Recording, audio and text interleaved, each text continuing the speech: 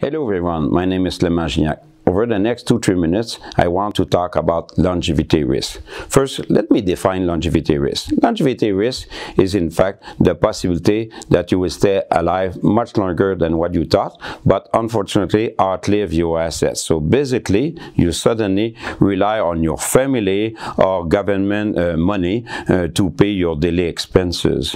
So that's a very interesting environment. So let me present you some charts here. The first one is about life expectancy when you have 65 years old. So here you have, for example, more than 75% probability that Mr. Smith or Madam Smith, for example, will reach 80 years old.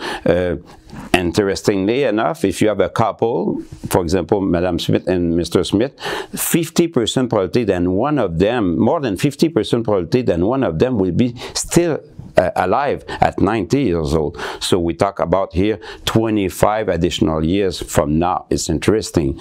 So, but you know, the economic and financial environment is so different than, for example, when your father has reached or your mother has reached 65 years old. For example, in 1990, at that time, the interest rate, we talk about double digit. Of course, inflation was a little bit higher. We talk about 4 or 5%. But when you have double digit nominal rates, that you just have real rates of 4 or 5%. So why you will invest in the stock market, for example? You could have a GIC risk-free assets with real rates, very interesting.